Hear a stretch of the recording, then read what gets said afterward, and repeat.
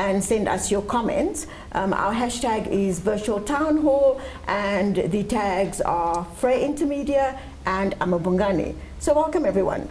Thank you. I also want to acknowledge that at our venue today we have women investigative reporters from across the African continent who are here with the International Women's Media Foundation and are also sending us their questions as we speak. So, Stefans, let's start with you. Tell us about Amabungani. What does it do? Right, so we're a small group of investigative journalists. Our mandate is really to develop investigative journalism. So it's not just about doing it, it's about developing the field. And that means we do the best practice of investigative journalism. And I think whistleblower protection and all of that speaks to it. That's one of the things that we would like to make better, to give an example to the entire industry out there. We also do some skills transfers. We fight for information rights, and maybe Karabo can tell us more about that. That's where she's at the sharp end of. Okay. And how long have you been around? Right, we launched in 2010. At first we had an association with the Mail and Guardian newspaper, but for the last 20 months or so we've been completely independent. Okay. So, Sam, maybe I can just ask you then. I mean, how important, today we want to talk about whistleblowers and sources, the risks that are involved, but also the ethics of good investigative journalism that's dealing ethically with whistleblowers and sources. How important are whistleblowers generally in what you do?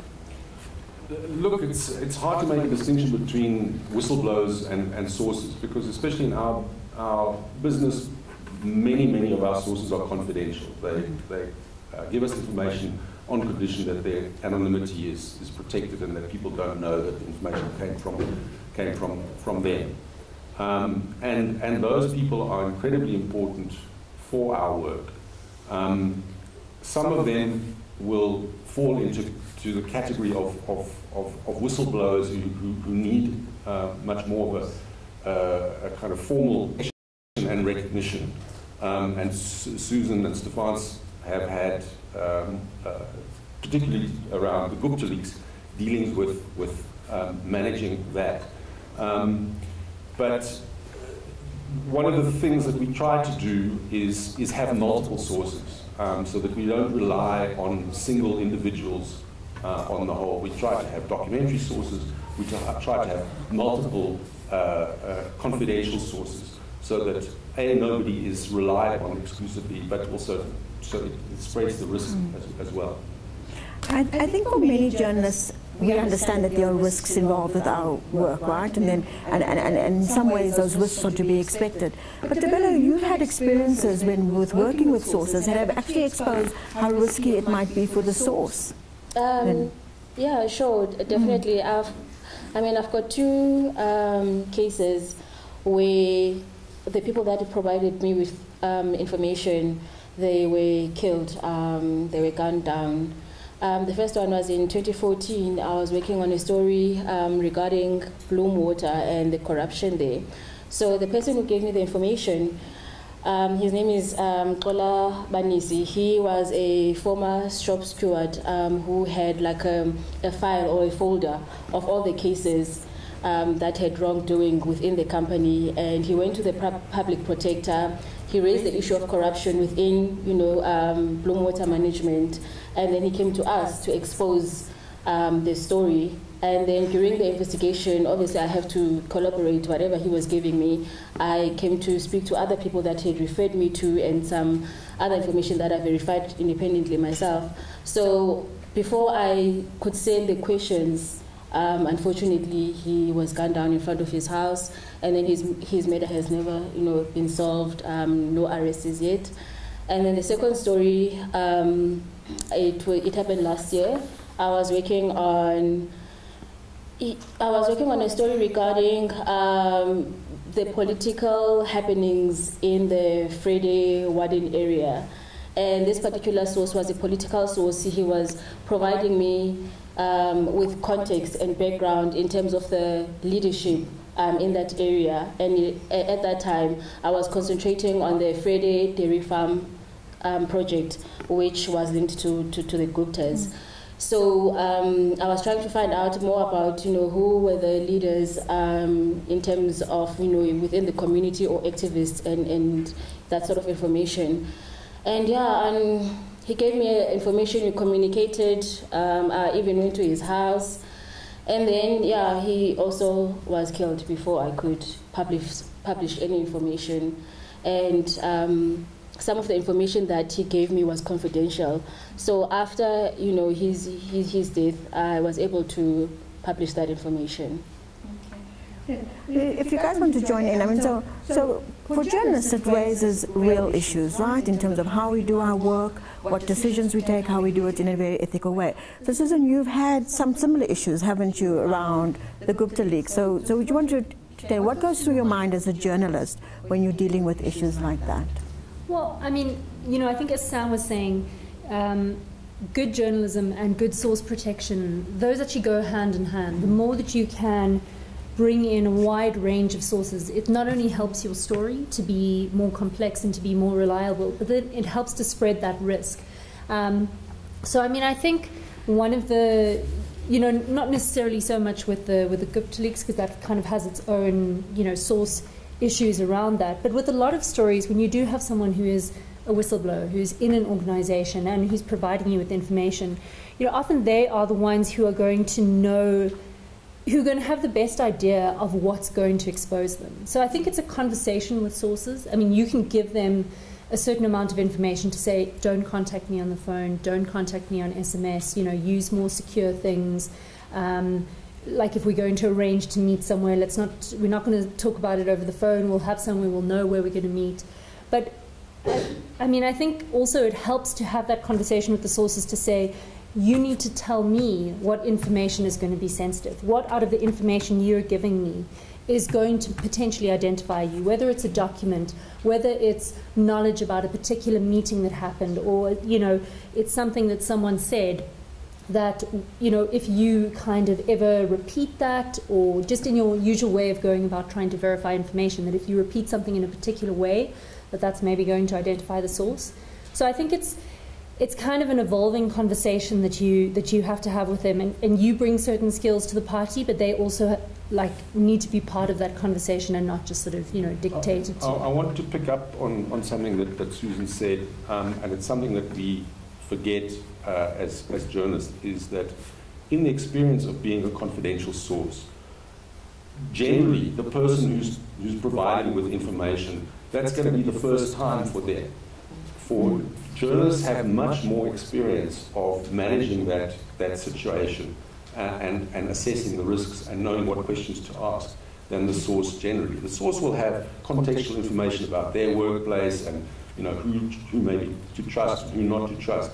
But in terms of how they can protect themselves and what they might do that places themselves at risk, the journalist will have much more experience in that generally. And so, in a sense, the point I'm trying to make is that source protection is the journalist's responsibility. It's one of the criticisms I have of WikiLeaks and the private who supplied the early material to them. They left him in situ. He or she was somebody who was clearly quite a vulnerable personality. Now, I think if that situation had been properly managed, they would have waited. They could have taken him out to Iceland, protected him, you know, taken him out of the US military, and waited to publish that stuff. Because I think the other thing that one can say is, depending on the amount of information that is provided, for people in the environment, it's often quite easy to work out who is the likely source. Because, you know, there's only a certain number of people who have access to particular information, and the more information the source provides, the easier that it is to work that out. So then what kind of steps does a journalist take, though, in making a decision about who's the source, whose information you're using? What kind of things should you be asking yourself if you're the reporter? Stefan? I think it really depends on the context.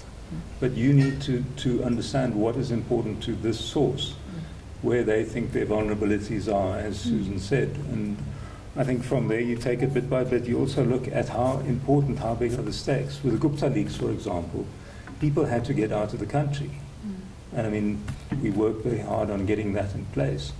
Unfortunately, someone else then leaked stuff, essentially stole it, diverted it to other newspapers, who then published before people had left the country as they were supposed to. So there was a period of serious vulnerability. But again, because the stakes were so high there, we judged that it was necessary to really remove people from direct harm.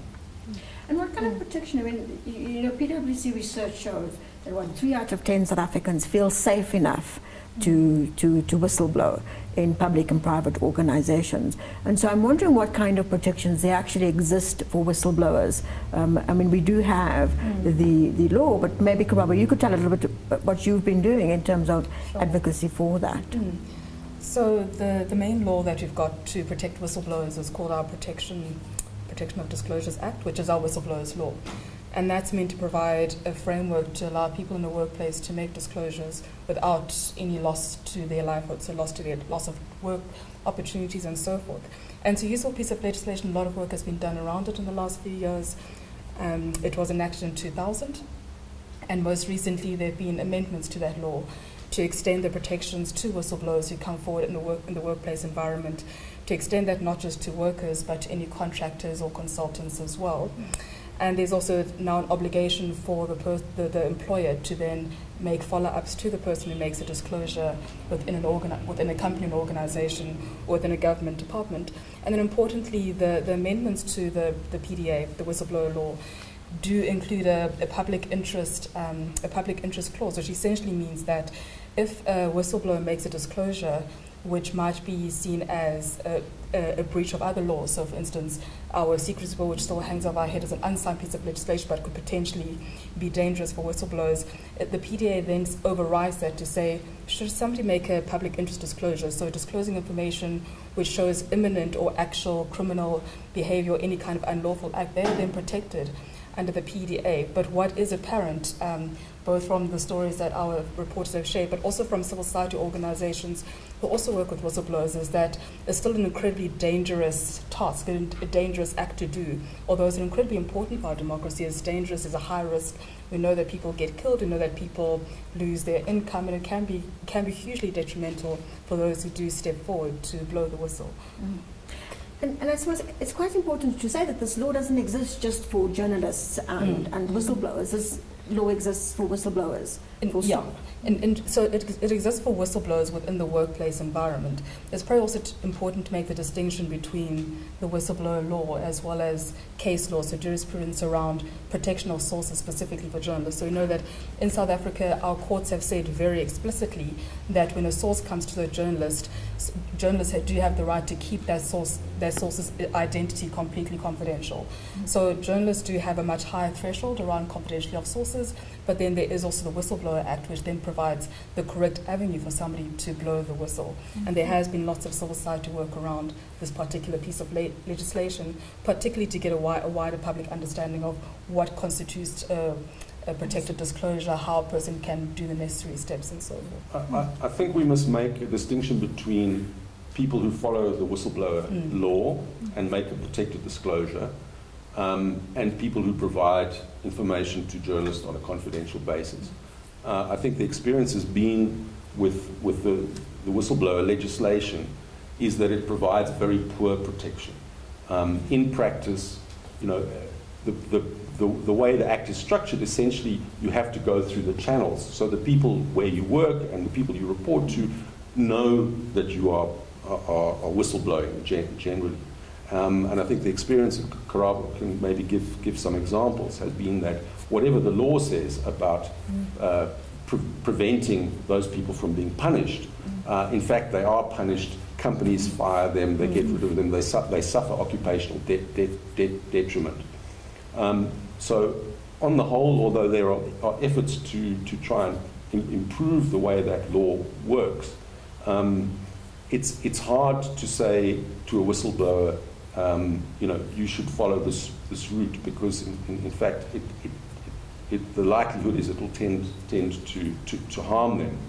I think where it is important and useful, where the whistleblower can see and the journalist can see and anybody else managing the situation can see that the person's identity will become public.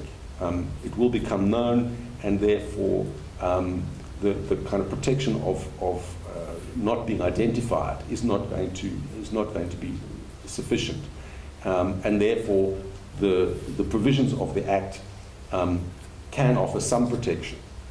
I think the other thing that has come up is now there have been a couple of NGOs launched to provide support for whistleblowers. The two important whistleblowers that we have around Gupta leaks, and Susan can talk a bit about those, have in a sense been able to withstand some of this pressure because of financial and institutional support from NGOs for what they're doing. Yeah, I mean, I think if one looks at some of the people who've blown the whistle on, for instance, Trillion and that kind of thing, a lot of the time there might be these disclosures in terms of the law, but that doesn't prevent the company that they've blown the whistle on from being quite sort of vindictive and kind of abusing the legal system to kind of go after them. I mean, when you're an individual, and you've probably left your job because you weren't happy about what was happening there and that kind of thing, and then on top of it, you're being hit with legal challenges. You're having to hire a lawyer. You're suddenly, having police cases opened against you.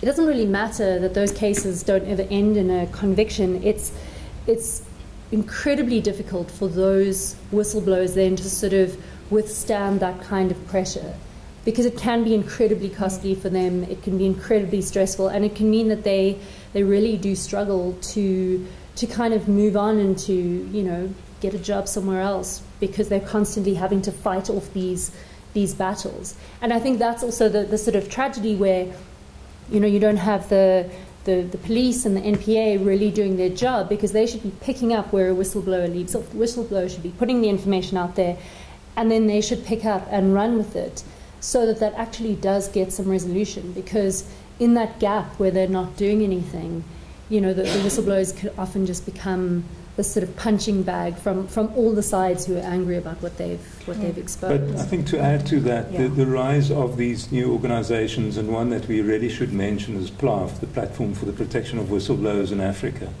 And it has really come out and given financial and institutional and legal support to whistleblowers. And what we've seen is that there's a kind of a first crop of whistleblowers who have really done great work exposing things, and some of them are in the media. Some have chosen to identify themselves, one or two. The names are not out there, but their work is out there. What they've blown the whistle on is out there.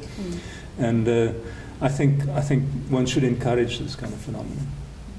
So early on today, we were doing investigative journalism training with the IWF, and one of the issues that people brought up was, people deliberately feeding misinformation, so coming forward as a whistleblower, but not necessarily bringing information that is truthful. So, I mean, how do you get around issues like that? How do you make sure that you're verifying information? I think the multiple sourcing solution is the most important thing. When people come to us with information, we tend to do a bit of an investigation of that person as much as the information that they bring to us, so that we have an idea of where they're coming from. But it's also where the way in which Amabungani works is important. We generally don't rely on publishing leaks, or people bring us a document and we just publish. We tend to have areas where we're working anyway. So if somebody comes to us, we generally have some background, some knowledge, some basis to assess credibility and so on. And then obviously then we go to other sources. We test what people tell us with the other side, with other sources of information. But I think the phenomenon we've had in South Africa, almost since 1994, of politics through leaks, of attempting to deal with political opponents via scandal leaked to the media, has become more and more of a problem. And the media, we have to say, is the story what's being leaked, or is the story the leak? What is the story the agenda, or is the story And very often it's both. Susan is working on a story at the moment about the PIC, where the Public Investment Corporation, where there seems to be wrongdoing, but also the people who are feeding that information also seem to have an agenda, and both of those parts of the story need to be made public. It's not one needs to be hidden, and I think some of the problems we've had in South African journalism has been a reluctance to kind of be open about some of those things. Yeah, I mean, I think there's a lot of really sort of factional stuff going on at the moment, you know, in media. There's just a lot of factional fights that are being played out in the media, and I think you kind of have to be willing to sort of trudge out into no man's land and sort of assess the information independently, which I think is easier in a way for us to do because we are an independent group, because we're not sort of so tied to, I mean, even some of the respected media publications, I've been kind of shocked with some of the things recently where you've seen them taking a particular line, a particular factional line, and you want to kind of say, hey guys, let's just stop and look at the information rather than publishing who, you know, along a line of who we think the good guys are and the bad guys are. I think that's really important for us to be willing to look at everything, you know, regardless of. And I want to pause there, but because I do think that there's this perception that investigative journalism is somebody comes and gives you information and then you publish this information on them, when in fact that the whole issue of multiple sources, actually, let's talk about source credibility. I mean, how critical is that stage of the investigation, making sure that the person who's bringing this information to you is credible? Look, I think we should all answer that, but I mean, it depends what you mean by credibility. I mean, because sources tend to have an agenda, and sources are often angry. So, you know, they want to get back at something. You know, the risks that they're taking, mostly they don't do it out of the kind of goodness of their heart. But that doesn't mean to say that what the information that they're providing is not factual and not relevant. So you have to kind of separate the source from the information in some way. Steph? Yeah, I think again, just mixing things in and you know, I mean, we have such a large kind of trove of information on any particular topic, and you know, we can immediately see, you know, you ask the person for a document, does this mesh with other things that you already have? And I think we rely very heavily on documentary proof. So it's not simply a person's word. I think that is kind of, the word is good for tip-off value. The word is not proof. You look for proof once you've had the tip-off from the person. And we publish when we have what we consider proof, not.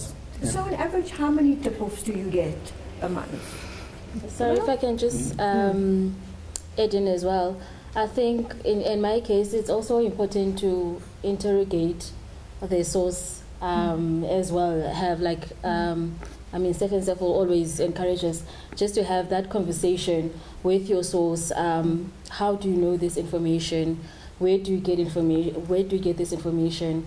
You know, how can I collaborate? And then you go out and get, you know, some more evidence. So I think it's very important as well to have that conversation with your source in terms of, you know, what's in it for you. And it's a nice open conversation just to say, let's lay everything on the card so that you know what you're getting yourself into. I know what I'm getting myself into, so that we can both protect each other, and then you tell the source what processes you're going to take independently, so that they understand. So if they've got an ulterior motive, you can see that immediately and establish that kind of situation. I think one tip, which even sort of grizzled veterans like myself, we forget from time to time, and we need to remind ourselves, is asking people, how do you know what you say you know? Because people will come to you and they'll say, oh, this is happening. And then if you interrogate it, then it's clear that, well, they only heard it from somewhere, or it's corridor talk, or they didn't, you know, they weren't in the room themselves, and so on. So that, and you know, sometimes it's quite hard to confront people when clearly they're quite passionate about whatever they're telling you. But you know, to say, well, you know, convince me. You must explain how do you know this. But it's also important for them to remember elements of evidence that will be useful for you then to corroborate. You know, about, you know, when did this happen? Where did it happen? Who else was there? And so on. Because we generally don't take the word of one person. But if we can find some other fact which says, okay, they were there because they knew this person was there, and that was reported elsewhere, that then gives us confidence about the other information that they're providing. It's pretty much, I'd say, like a legal process. It is a quasi-legal process, and I mean, we go through those same steps. The way you would prove something in court, the way you would make a case on papers, on legal papers, whatever. We go through those processes. Obviously, not in quite the same way, but it's elementary logic and what constitutes proof and so on. Those things are important. Okay. I want to just remind everyone that if you're watching this either on YouTube or Facebook, that you can in fact tweet us your questions and we'll put it to the panel. So I wanted to ask you, so how many tip-offs do you get and how many of them do you actually follow through on? This is the saddest part of it all. I'd say we get up to 100 tip-offs a week. A lot of them real community-based grassroots complaints. People see that we solved one or two big cases and they say, well, we can do the same for them in their town, in their village, whatever. And it really breaks my heart to see how little we can do about that. Yes, sometimes you can take those so-called little stories, but of course they are as big as a Gupta story for someone in that village. If we can do something about that, sometimes as an example to others. But of course, little Amabungane with its 5 investigators cannot solve all crime in South Africa. And all of this speaks to the failure of institutions in South Africa. The Hawks, you know, the NPA, the Public Protector, all of these institutions that should be coming to people's defense, the legal aid system, whatever, you know, it's just civil courts. None of them are giving people justice where they live, at their workplaces, vis-a-vis their municipalities, whatever. And, you know, it gives one a kind of a sense of just feeling absolutely powerless. So one of the issues that has come up with the investigative reporters is the whole issue of being able to build relationships with potential sources, whistleblowers, to get them to trust you. And so, I mean, and you're dealing with 100 tip-offs a week, most of which you obviously would not be able to cope with. What advice would you give to journalists out there in terms of building that relationship with potential sources for these kinds of stories? Look, in journalism generally, but especially in journalism that tries to get under the skin of anything, trust is absolutely fundamental. You know, the different personalities here and the ones we've had have different ways of dealing with that. But I think we are all, in a way, traders in trust. Amabungane is based on trust, in terms of trusting the brand, and the way in which we approach stories and sources has to be based on trust as well. And that's, as Tabela said, that's a process where you build a relationship. I mean, I often tell people, we're not interested in like the scoop next week and then, you know, we move on and so on. You know, we would rather build a long-term relationship with sources that have perhaps longer-term access to information and not blow their cover or their story, you know, on one scoop. Susan, is there a time when the risks outweigh the story? Yeah, absolutely. I mean, you know, at the end of the day, it's one story for us, and it might be a really important story, but there are very few stories that are. I don't know that there are any stories that really, if you feel that someone's life is in danger, that it absolutely demands that you do that story at that point. A lot of the time, I think you have to say to people, you know, let's stay in touch. Maybe when you've left the company that you're working at, maybe they're working there at the moment and then they're leaving. Maybe they're in a municipality and they're moving towns, and there's a safer way to then do the story at a later stage. I mean, I think if someone has been bold enough to take that step to say, I want to make this information public, I don't think it's a good idea just to shut them down and say, oh, well, don't talk to me, let's not ever speak again. I think to keep the communication channel open, but to find a way that they can sort of be safe enough.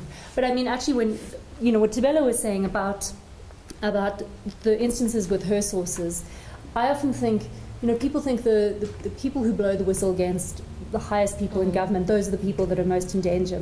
I don't think that's true. I think it's often the people in small towns, in small municipalities, because there's just, people have more to lose. I mean, politicians, they get it. They get the game. They get that there's going to be mud thrown and, you know, that they will survive and that kind of thing. Not to say that they can't be dangerous, you know, doing stories at that sort of high level, but I often think the really dangerous stories and the people who are most in danger are people who are blowing the whistle on what might seem like minor municipal corruption, but where they are in situ, where they're stuck in that situation. So I think that's also important just to remember as journalists, is that sometimes how we judge how big the story is, that's not an indication of how big the risk is. It can be a small story with a huge risk, or it can be a huge story with a more sort of moderate risk for the source. Yeah. And so Dumasani on Twitter says that the ulterior motive of whistleblowers presents great responsibility for reporters to report on both lines rather than being factional. And you know, just because somebody is angry doesn't necessarily mean that they're not a good source, but the journalist needs to be aware of the motivation of the person who's giving the information, don't they? Yes, absolutely. You know, the motivation is part of understanding who that source is, where they're coming from, where they fit in, and assessing the information. I don't think that one can sort of necessarily balance these things. You know, the way in which US reporting happens is, or has happened, is media struggle to take a line on what is the actual truth. Well, he says this and they say that, and you know, then we've got a balanced report. We try not to do that. The reports that we produce is kind of our best version of what is the truth at the time, and the truth may be complicated. It may have different strands, but we do try and pick through those factions. Kawawa, do you have a sense of why people become whistleblowers? What motivates people? Sure. I think the reasons are as complex as any story would be. I think, like listening to the reporters, part of it is people within workplaces or within society who genuinely do care about our country, care about institutions, care about their fellow citizens and countrymen. At the times it can be because of a grievance. So I think the reasons themselves are complex. But what I wanted to raise is, whilst it's important to talk about credible sources or motivations of whistleblowers, one of the intentions of our complicated our problematic Whistleblower Act is to encourage whistleblowing, encourage people to speak out when wrongdoing is happening or is potentially happening. And the problem of talking about credibility of sources then makes it more likely for dissent to be seen as not a democratic good, but something which should be clamped down on, and something which should not be celebrated in a democracy. One of the interesting debates that happened during the parliamentary process around amending the Whistleblowers Act was discussing whether or not false disclosures, so somebody comes and discloses false information or incorrect information, whether they should be held criminally liable. And that has now been inserted into the bill. However, there is also provision to say if somebody comes forward in good faith, then they shouldn't have the same threshold of liability as somebody who intentionally discloses false information. So I think the distinction there is important to say not everybody who discloses will know for sure that the information that they are sharing is not completely accurate, but that shouldn't be seen as a reason to doubt their intentions or doubt the information that they have, but rather about saying, how do we balance what could be useful information with information that's generally meant to do harm? But I think that the weighting should always be on encouraging the disclosure of information rather than trying to limit the disclosures of information in society. If I can just add something with regards to whistleblowers as well, I think it's important to keep in mind that the people that come forward, they have gone through other processes before they came to us. Hence, they would have the documents, they would have the proof of a wrongdoing or corruption. So if someone within the company has recognized there's corruption, possibly that person has gone maybe to the manager and said, look, I'm recognizing something is not right, and then go through the processes, and then they get frustrated, they get abused, and then they come to us and said, well, I've gone through the process and I didn't get any help. Instead, I was victimized, I was abused, or I lost my job, or whatever the situation is. I'm willing to to help you expose whatever it is that needs to be exposed. So it's not only people that wake up one day and then they're angry about an issue and they said we're gonna go to Amapongane. They've put a lot of thought into coming into us. They've researched, they've gone through our website, they've seen what we do, and then they thought this is maybe the best channel we can take in order for this issue to to be exposed. And how good are we at actually creating a safe environment for people to be able to give us information? I think there's lots of things to be said about the technical steps and practical steps one can take to protect whistleblowers. But just to give you an idea of how ill-equipped we are really in this situation, you spoke about the many tip-offs that we don't have the resources to deal with. But the biggest whistleblower situation, and it would be nice if Stefan's told a little bit of the story that we had with the Gupta leaks.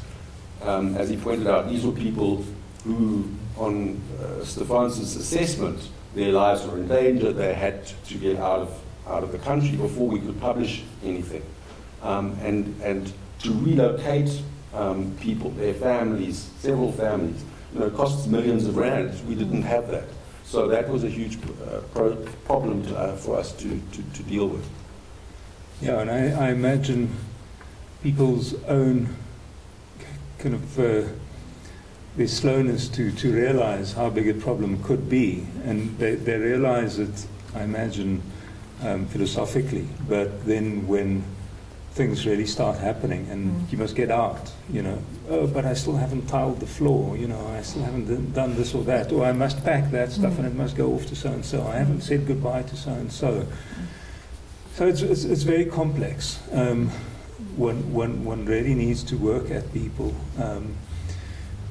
But I think, yes, the important thing is them realizing at one level, but being able to put into practice at another. I don't want to talk very specifically about how one finally managed to get the relocations done.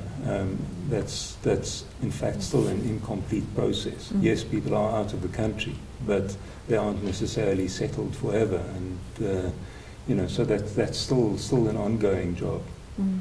But in some ways, though, we have to acknowledge that Amapongane has a lot of experience with this, a lot of knowledge and understanding of the situation, is able to make really informed decisions around the safety of their sources, their whistleblowers. But if a journalist working out in a community newspaper even, or in any newspaper or radio station on the continent, what are the kinds of things you think that they should be thinking of when it comes to thinking of the safety of their sources? So, I mean, what kind of things would you be thinking of at this stage?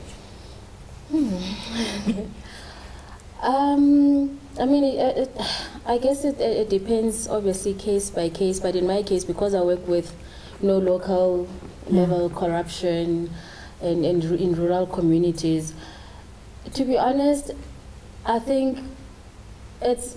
I always go, like, I would say old school. Some of the things, it's common sense and they are basics. For example, if you're going to like a small town where everyone knows everyone, maybe it's best not to meet the person, maybe in a coffee shop where you'll stand out. And obviously, you've got your notepad, you're taking notes, this person is talking. So it's easy to make, those kind of mistakes.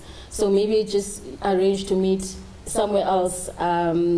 Lately, I've also learned to use the public transport, to be honest, like not to use my car, just take a taxi to a public place, let's meet, we're friends, we're having a chat. Some of the things that are basics, it doesn't have to be complicated. It doesn't have to be like technology, you should have encryption, you have this, you have that. Because most of those people have information, you know, like at a local level about maybe like regarding like a chief or maybe a local councillor or something to that effect. So maybe it could just go as public as you can, but I'm not sure if I'm making sense, but you know, in a private way, but then you go to a public place where no one will recognize you, will not recognize both of you, and then just go to a KFC and have a chat, you know, by streetwise too, and talk. And then, you know, people are safe. Or go to the market and take a walk and walk with your source and have that information. And then when you go back to your car or wherever, take some notes, you know, and sometimes we can even have a recorder where no one will recognize. So it's just like sometimes just the basic steps and going old school. Yeah, Old school is very important. Yeah. This is the smile in your pocket. Yeah. You know, and I think that's one of the first things that, well, there's an ex-intelligence minister who told some people in civil society, if you don't want it to be known, do it the old-fashioned way. Use snail mail and see people face to face. If you really want to be sure, there's no other way. But just, I mean, saying that, I agree with that, but one of the things that we're also doing is challenging the laws which do allow our state to monitor our journalists' phones and potentially make our secure communications not secure. Sam has got, we're doing a huge piece of litigation right now around our main interception law, which is RICA, to say that not only does it invade the privacy of our journalists, but also it invades the journalistic principle of ensuring that sources are kept confidential. And the weaknesses around it currently are that there isn't a recognition of the higher threshold which is required by journalists to ensure their sources are protected. So again, whilst our reporters are ensuring that they're doing what they can to ensure the sources are protected, we're also defending the space to ensure that in terms of policy and legislation, that is secured as well. And I think it's worth talking about that particular instance, because that is really a case where the state intruded on a journalist-source relationship. Sam could perhaps just tell the basics and how it came out. Yeah, so I mean, what's quite difficult in litigating around the state spying on you is very often you don't have any proof that they've spied on you, and they won't tell you, and you know, it's been a problem in the US.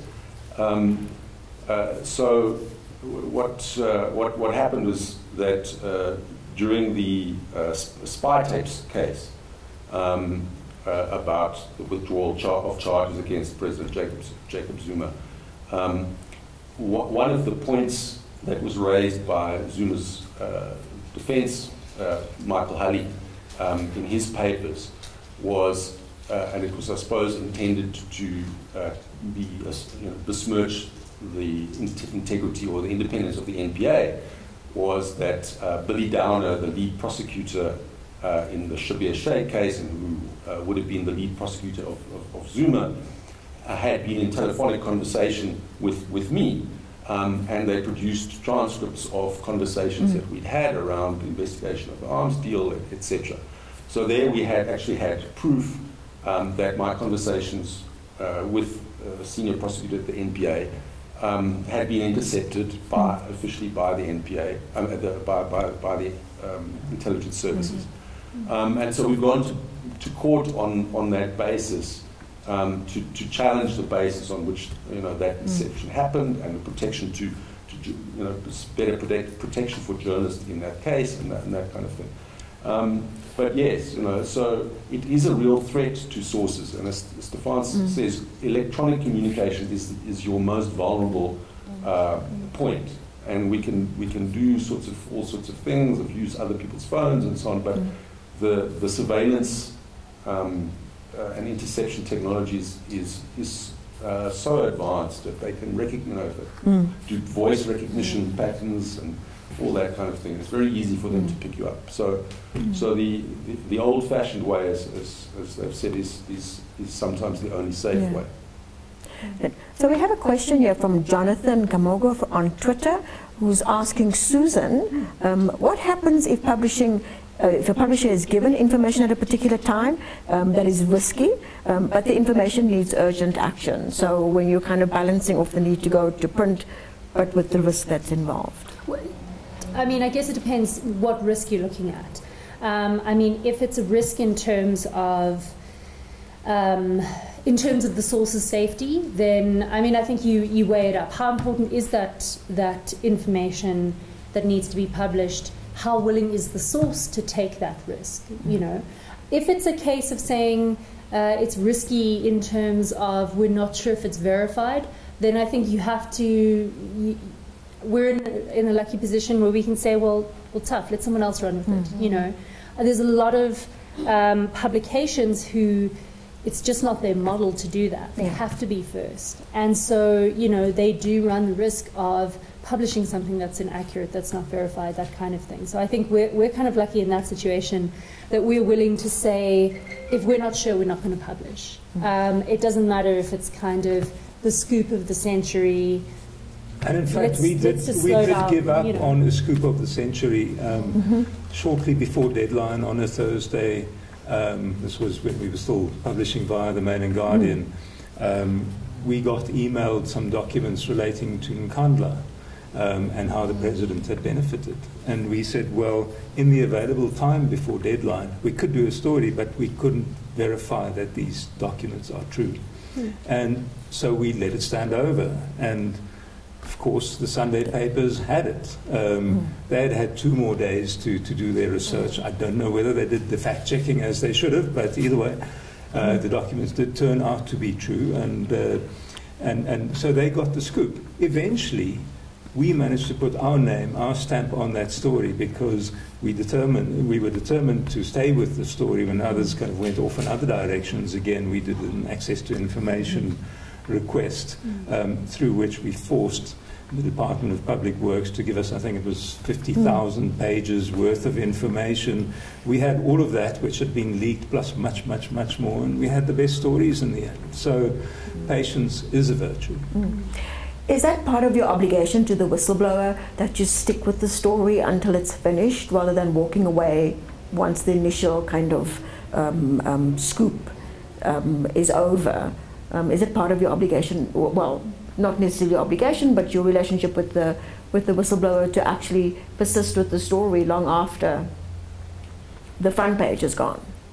I think that really depends on the circumstances. I don't think there's an automatic obligation to publish anything just because someone shared things with you. The editorial control remains with us, but I think if it's in an important story, a story that we would publish more of, then we would automatically stay with it. I think that it's an important point again to highlight there. The whistleblower has certain rights. They don't have the right to determine the editorial position. That's your responsibility and your right. And when the whistleblower or the source starts to run the story, that's when you get into trouble, because then you are feeding that person's agenda, and you know that may be not necessarily what you should be doing as a journalist. I think one of the other things to bear in mind and to assess is how much information and whether to stagger the disclosure of information. One of the things that one needs to sit down and talk to sources about is sometimes it's better to disclose. I'm giving you this information so that everybody knows it was Sam, and if Sam has a truck accident run over him the next day, then at least there's suspicion around that. And sometimes it's best to provide everything and to make that known, so that if there's no incentive to get rid of Sam, because he's shot, he's bolt, all the information that Sam has is out there. There might be a revenge motive to get rid of Sam, but it's not going to, all the information is out. I've also had the experience of Tebelo very early in my career, of having a source murdered. And it's a really one of the most unpleasant things for a journalist. And I was young and experienced, and that source, he said, no, I want to give you a bit of information, we'll publish something, and then we'll see how it goes.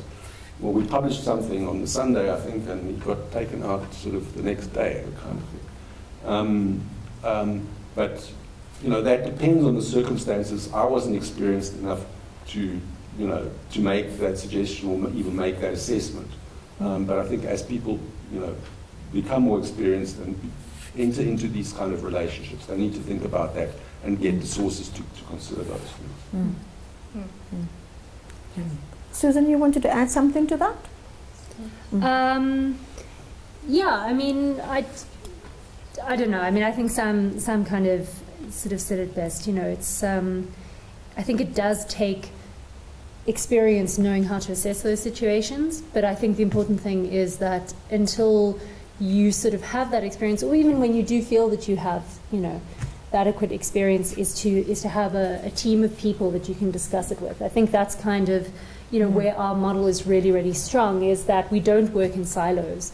We discuss and we debate and we decide how to approach things, and we collectively come up with suggestions of how best to kind of protect sources and that kind of thing. So I think that's important to be able to rely on the perspectives and the experience of Of course, I'm a little worried that any potential whistleblower listening in here, will say, well, we are going to say they all have motives, they all have agendas, we must treat them with suspicion, we must slap them about a bit and so on, and they may die. No, I think one needs to emphasize that these are rare occurrences, and if it weren't for whistleblowers, then journalism would have been in the dark.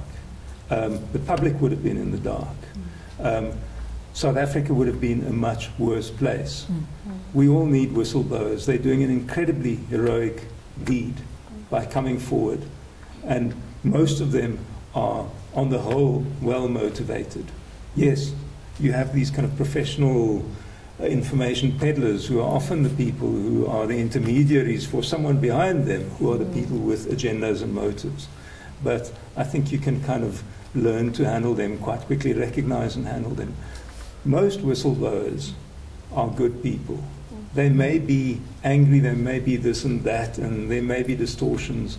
That's something that you handle in the interaction with them. But in general, without these heroes, we wouldn't be, and the South African public would be in a much, much worse position than it would be. Evil flourishes when good people stay silent. Yeah. I think also, like, for a lot of whistleblowers, that process can also be quite cathartic.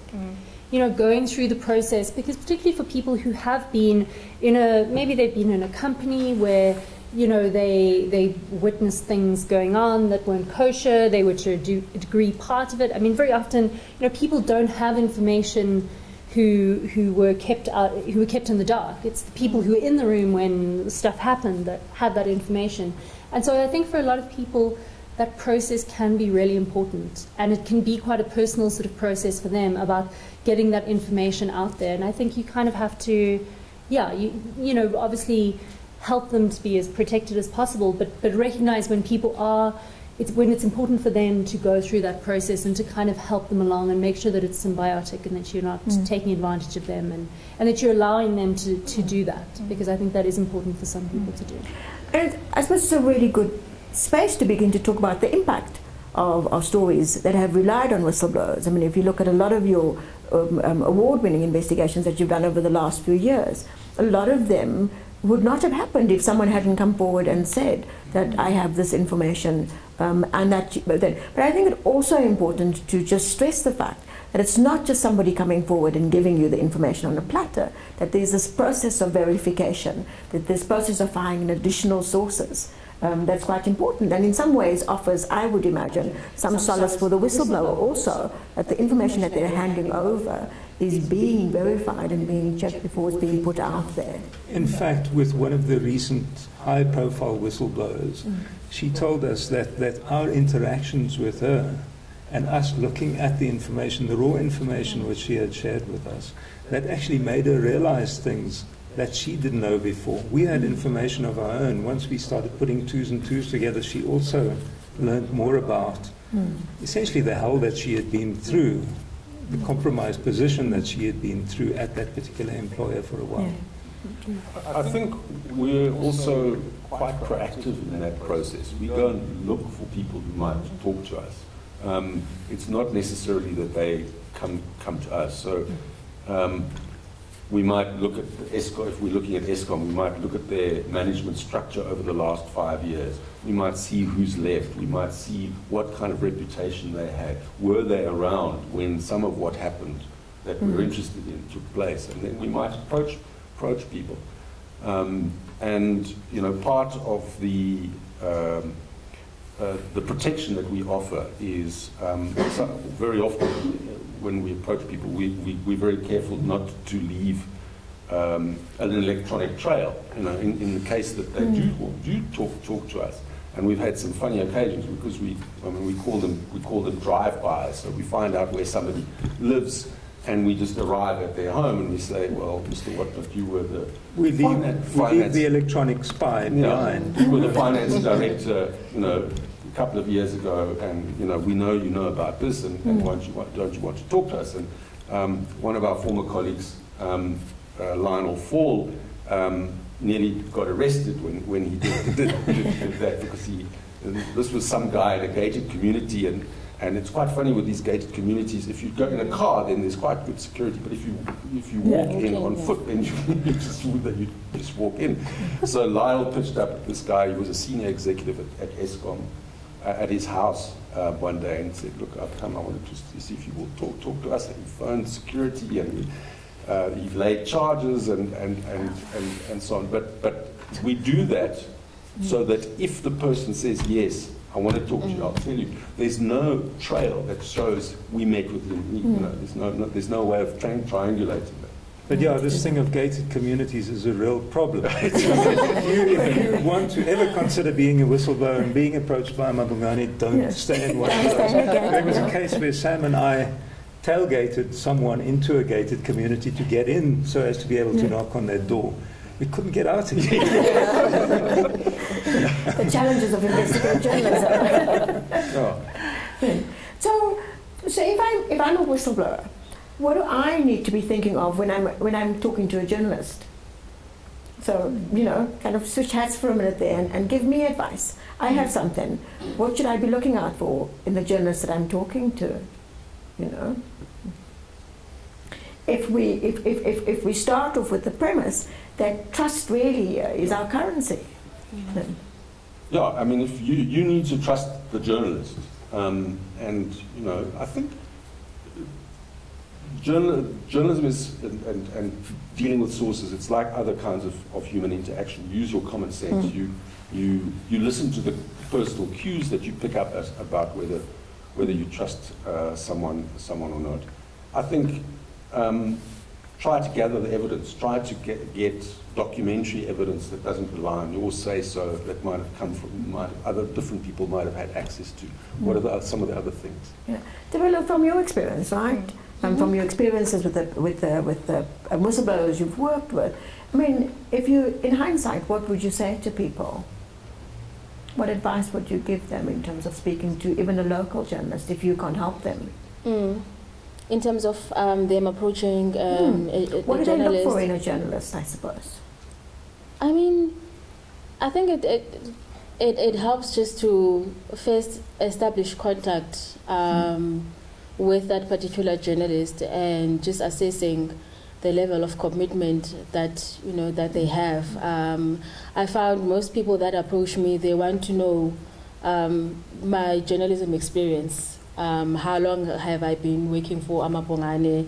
Who else have I worked for? What kind of stories? So, and in most of the time, they actually know more about me than I know about them, because my profile is online, so they've done a bit of research.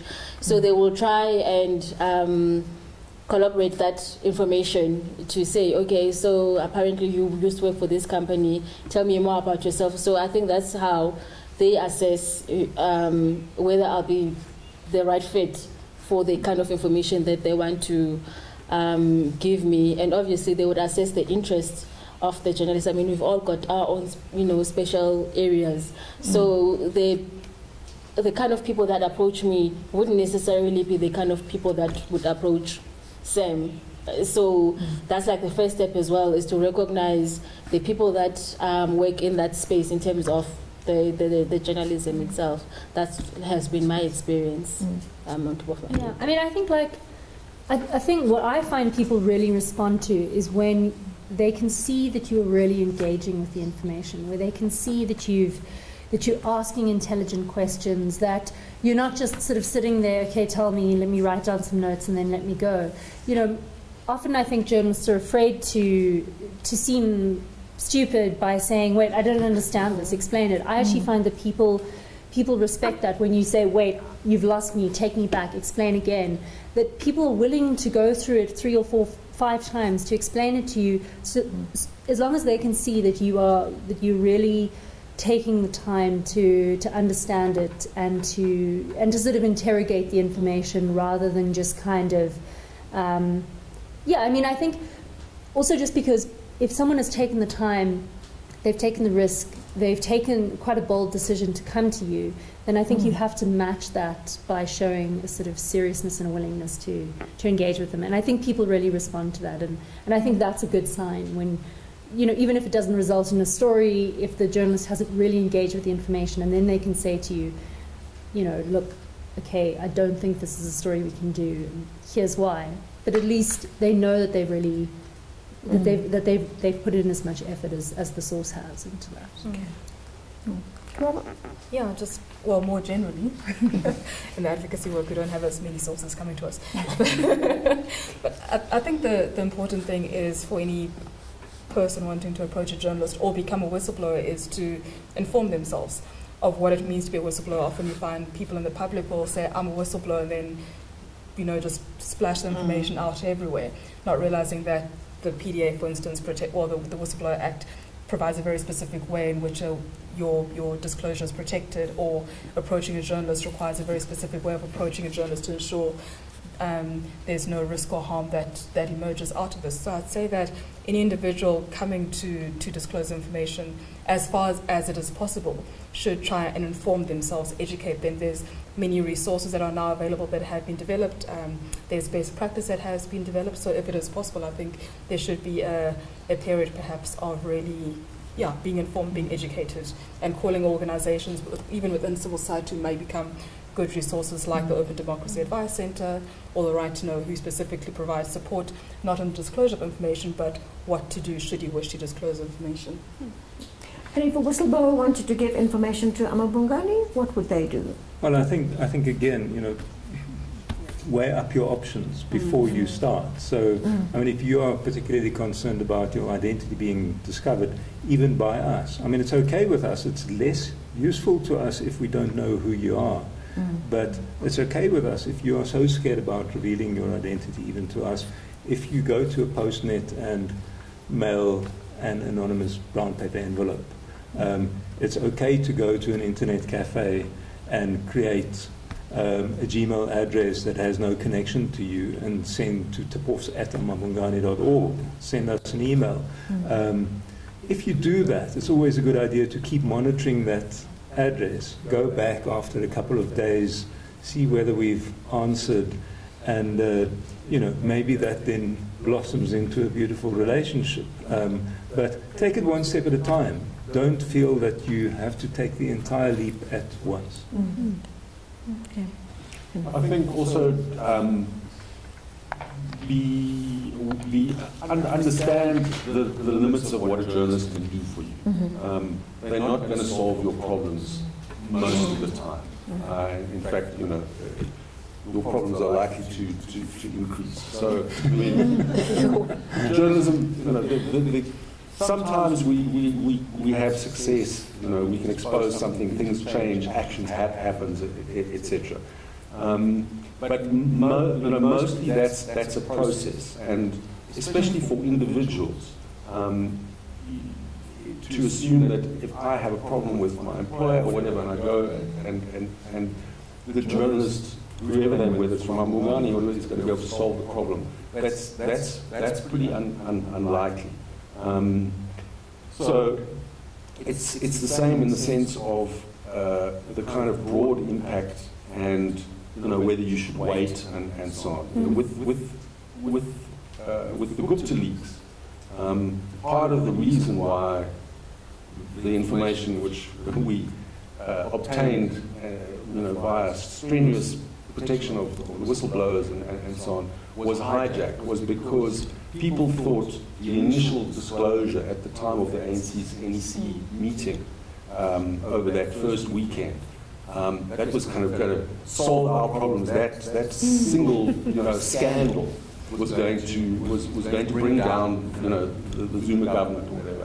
And life doesn't work like that. If there's change, it tends to be a longish term process. So again, it's in assessing the risk and reward. Don't kind of believe a journalist who says, when the story's out, it's all something's going to happen and things are going to change. The rewards are there. I think the rewards we've seen from investigative journalism that we and others have been doing and from whistleblowers have been amazing. But we're still kind of in this mess. It's not nothing's happening, changing soon. But the impact happens, but it's a process. There's an ethical obligation, though, for journalists also to not create unrealistic expectations that the story is going to be published and the funds are going to come in and life is going to be resolved for them. What is the ethical obligation for a journalist if somebody decides that they want to continue despite all the risks? I mean, what do you need to be saying to your source?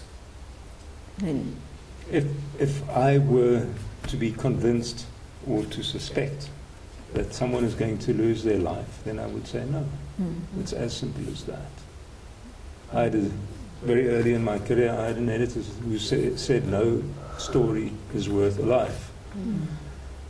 Of course, it gets rather complicated because some stories can save many lives and then you sit with these difficult moral struggles. But I think, fortunately, we're not usually in that kind of situation.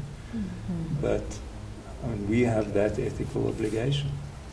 We must make decisions, not to expose, but to protect. So I want to kind of, we've been chatting for just over an hour now, and I want to kind of have some takeaway for journalists who are watching this in terms of what they can do in order to, A, improve their relationship with potential sources, but also to do that in a very ethical way and in a way that also protects their sources. I want to ask you, just what kind of checklist would you give a journalist, or what kind of advice would you give a reporter who was doing investigations around risky issues? What advice would you give them to protect their sources and their whistleblowers? I think we were hoping you weren't going to ask this question. In fact, realize we don't have a checklist. But I think, look, obviously, communication security is key. So if the identity needs to be protected, you need to think, what are the risks? Whether it's everybody sees you in the small town, or whether it's it's very easy for somebody just to pick up your cell phone records and see who you've been phoning. So be very aware of communication security. That's probably the main thing. And of course, warn. It's informed consent. Yes, is what it's about. But yes, I think I'm almost averse to having checklists, one could call it the KPMG approach, where, you have auditors kind of ticking boxes, okay, we did this, check that, okay, and then, under your nose, 30 million rands is laundered. So again, the context is what you are interested in.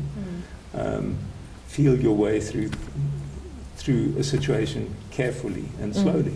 But I think to build on that, have the conversations. We talk quite a lot about ethics, we talk about approaches and so on, and whether it's with the source or with colleagues or whatever, raise the issues. There may be no simple answers, but in raising the issues, then you get somewhere.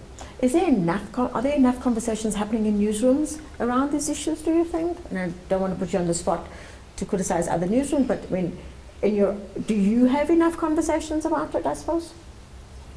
Can we have enough conversations about ethical processes? I mean, I think we have conversations on a case-by-case basis because, just because we're so pressured for time, we don't have time to sort of sit around and have theoretical discussions that often. A lot of the time we're working on something and an issue arises and we discuss it internally. But yeah, I mean, in my experience, I would say that there's not enough conversations that happen. I mean, I've worked in a newsroom which was almost all women, and there was no conversations coming from the top down who were from men in the top structure. Well, there were no conversations happening at all around the particular challenges that women face. I think a lot of the time, particularly when you do have young female journalists going out on stories, there's unique challenges that you face when you're working on stories in the mining industry. Almost all your sources are going to be men, and I think it's important in that situation to kind of keep reminding people, whether it's literally reminding them or whether it's just setting a tone, that this is a professional relationship. You need to treat me as a professional. I'm not here to be your friend. I'm not here for you to flirt with and think that you had a fun time flirting with a nice journalist.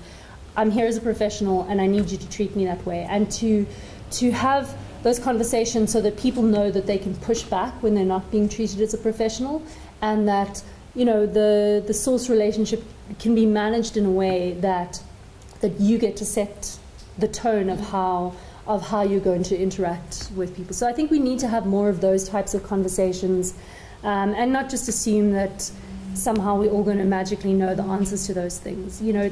Source relationships are incredibly complex, and everyone deals with them differently, and there's no kind of one cookie-cutter answer of how you're meant to deal with it. My approach is, that I want people to know that I'm not there to be their friend, it's there to be a professional relationship, but that I'm going to treat them with the same sort of professional respect. So I'm going to treat their information carefully and diligently and that kind of thing. But I think we need to have those conversations. I don't think it happens enough. Joanna, I'd be interested to hear what you have to say Sure. on particularly source relationships and managing them as a woman, as a young woman. I think Susan has covered most of it. But on a personal experience as well, I think firstly, as a journalist, you also have those ethical questions, and sometimes the relationship with your sources. Sometimes you tend to be overguarded on certain information or on certain sources, and in that sense, then I think that's where management and experience comes in, because I haven't been doing this for many years. Then I'll go perhaps to Sam or Steph and say, there is this situation, how do I handle it? Am I being maybe overcautious? Or, I think there was one incident where Steph was like, maybe it's okay to go public with this information, because in a way, you're actually protecting the source. Meanwhile, I was like, no, let's keep everything under wraps and stuff like that. And he said, go to the source and, have that conversation, and then make the source aware. And then we do have, I think, those kind of conversations and questions, because you don't have all the answers. And I think it's okay if you don't have all the answers. It's okay to ask them, and you must appreciate the people that were here before you in the industry. And I would say to any journalist, use those people. If there's someone who has experience, just go and have a conversation with them about certain issues, because what I've learned as well is that what I'm going through, it's been done before.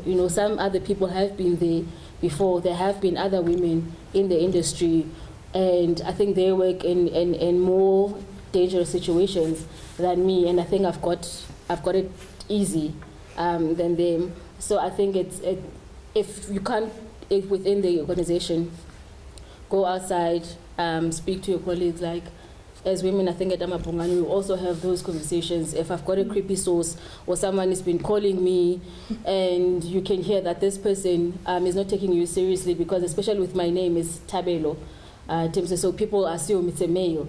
So as soon as I'm trying to explain that I'm Tabelo, I'm not Mr. Timse, and then you see the approach is quite different. Yes. So as well, you need to just push back a little bit and inform your superiors, especially with male sources. I would, I think I would say I don't feel comfortable talking to that person, or this is the incident that happened. I'm just telling you so that you know, because honestly, some of those people will come and make complaints like you're not being professional or whatever, and Steph will say, push back, tell him where to get off sometimes. I think, especially earlier in your career, but really all the time, doing difficult stories with some of these ethical issues, that's when you need to work in a team, at least two. Because, it's when you're just relying on your own perceptions and so on, it's hard to know, am I making the right choice? Am I understanding this person, assessing them correctly, and so on? So bounce things, even, if it's informally with somebody else in a newsroom, bounce things off each other, get different opinions, if you're going into a dangerous situation, go with another person, let people know where you are, take those kind of precautions of some safety and in numbers. Some of this is common sense, but some of this is definitely through experience. You've done it before, you understand what the risks are, you're better able to actually assess the risks and manage them with some experience. Stefan, you wanted to add something? I was going to say my first reaction when you asked the question was, well, we obviously within Amabungane we have these conversations and we have them well, because look here, we even prepared to have this conversation in public. But then I realized, well, I've heard one or two things here from my colleagues, opinions and factual things that I haven't heard before. So maybe we even haven't had these conversations well enough internally.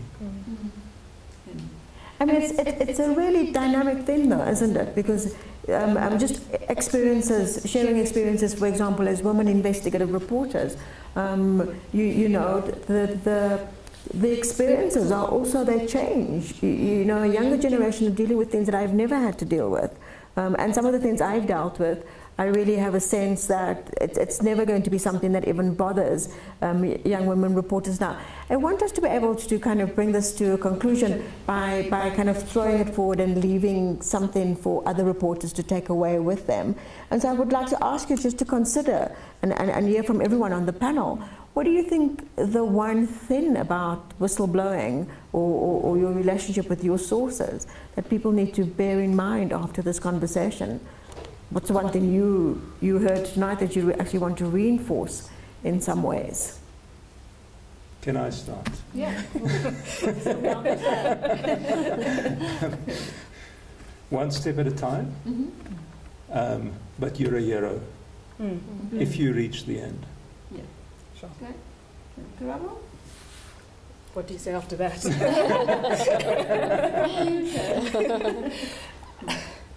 One of the things that excites me about our whistleblower laws is that although we don't have an actual constitutional provision for whistleblowing, it's meant to give expression to the one clause in our Bill of Rights, which is for freedom of expression. And the idea is that whistleblowing is meant to give expression to the right we as a public have to both receive and impart information. So if we conceive of whistleblowing in that way, then we understand that whistleblowing is not just an act. Whistleblowing is deeply entrenched in our constitutional democracy and is about the right to freedom of expression and media freedom.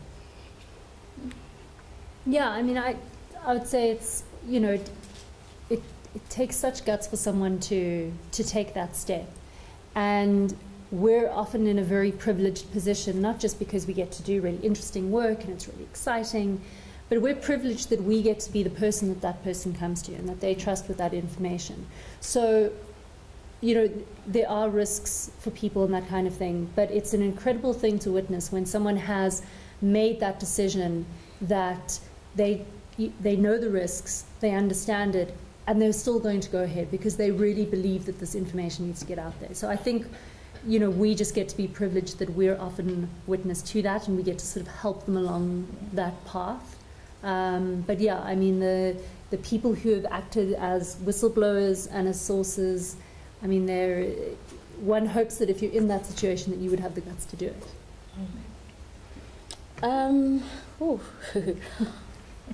I think, you know, for people out there, I think it's just important to keep in mind why you're doing this and the motivations behind it, and then be clear on those, because at the end of the day, you must live with yourself. With whatever decision you make, you must make sure that you are comfortable with the decision. And I think to the journalist as well, it's important to communicate and put all your cards like on the table and have those difficult conversations as well. Nothing could be like more than important. Yeah, just the core is trust. So for journalists, don't overpromise and keep your promises. Good. I think I want to wrap up this particular session by just quoting Stefan's again, to say that you know, we need whistleblowers. They are heroic. Most whistleblowers are good people, and without these heroes, the South African public would be in a much worse position. Evil flourishes when good people stay silent. I think we should remember that. But I also think we need to remember that journalists have a critical role to play here. They have an ethical role to play. Investigative journalism itself relies on whistleblowers in order to expose wrongdoing. But journalists themselves need to make sure that they understand the process, that they understand what they're doing, and that when they're working with whistleblowers, that they're ensuring that they are minimizing harm as much as possible. We're going to be posting a edited video of this onto the Amabungani YouTube page, as well as the Frey Intermedia YouTube channel, so look out for that. If you've still got questions, please go ahead and tweet them, and we'll see if we can answer them afterwards. To everyone from Amabungani, thank you very much. It was a really interesting conversation, and we hope you found this as useful as we did. Thank you, everyone. Thank you.